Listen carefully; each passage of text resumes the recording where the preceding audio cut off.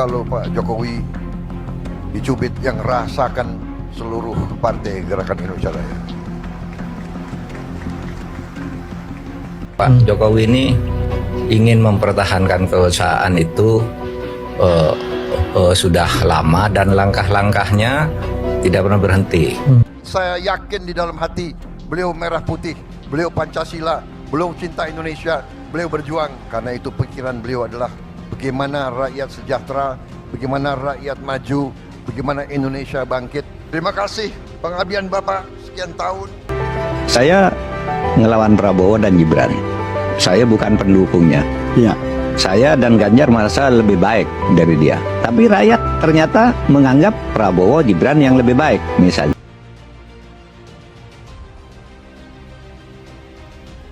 Orang-orang pinter di mana-mana, ya, yang banyak bicara di podcast itu.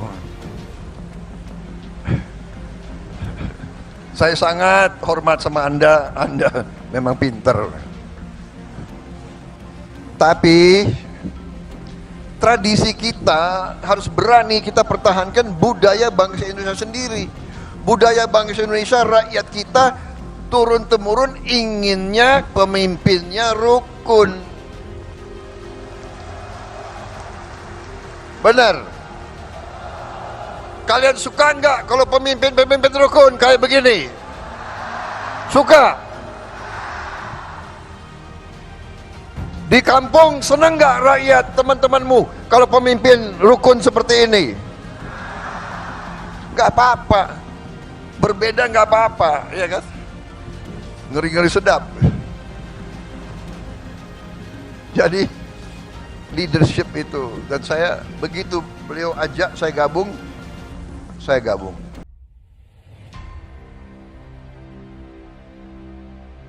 Benar-benar Pak Jokowi adalah pemimpin yang hebat, pemimpin yang baik, yang berpikir untuk rakyat. Ya, pertama nih, mulai dari apel kepala desa itu yang dimotori oleh menteri-menteri agar membuat pernyataan 3 periode. Ada beberapa menteri dan pimpinan partai waktu itu ikut kampanye kan, 3 periode Pak Jokowi masih diperlukan. Tapi masyarakat sipil, pejuang demokrasi dan penegakan hukum ngelawan habis-habisan, partai politik seperti Bu Mega ngelawan, sehingga itu gagal. Sudah itu dimunculkan lagi ide, kalau tidak bisa 3 periode, diperpanjang 2 tahun atau 3 tahun kan, karena COVID itu kan mengganggu, pemerintah tidak bisa kerja. Wah, itu dilawan lagi kan. Pokoknya harus pemilu, apapun alasannya Pak Jokowi bagus juga kemudian oleh Bu Mega. Nah, itu akhirnya berhasil kan, kita menetapkan jadwal pemilu, menetapkan peserta pemilu.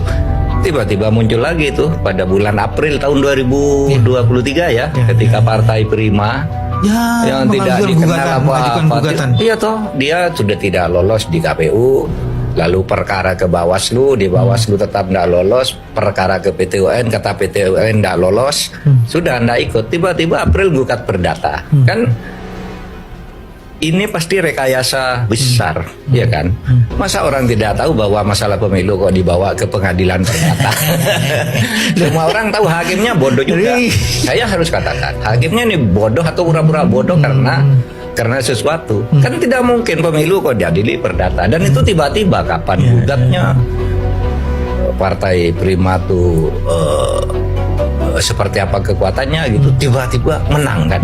Dan ini tidak sedikit peran kepemimpinan Bapak Joko Widodo. Tidak sedikit kepemimpinan beliau. Saudara-saudara, saya ini memang punya sifat, nggak tahu dari dulu, saya ingin bicara apa adanya. Saya bicara dari hati saya. Saya tidak suka untuk menjilat. Saya tidak suka ngolor, istilah di tentara, Pak. Kita pernah bersaing, kita pernah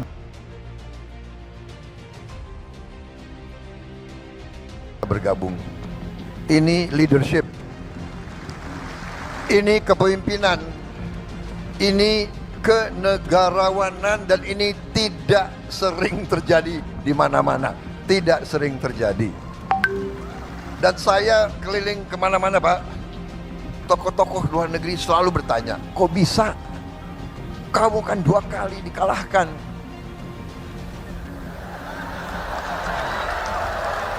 Ini Pak, orang Indonesia, kita kalah, mereka ketawa, Pak. Anak buah lagi ketawa. Lo kira enak kalah?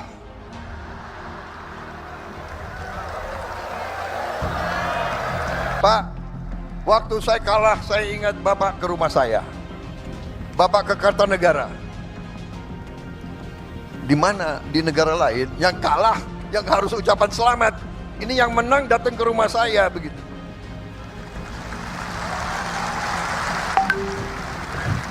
Makanya kalau ilmu kepemimpinan belajar dari orang Solo.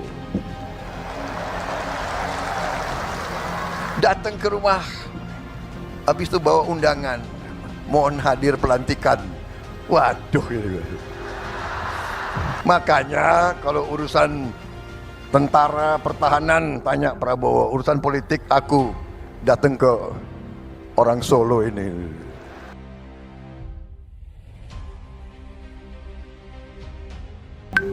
Tradisi harus dimulai. Menurut saya semua pemimpin yang tidak taat konstitusi adalah pengkhianat terhadap konstitusi, kan begitu? Kan itu saja. Cuma kalau sudah diformulasikan hukum, pengkhianat itu menjadi penjahat kalau sudah ditangkap dan divonis, kan gitu. Ini pengkhianat. Lama belum kita bisa sebut pengkhianat.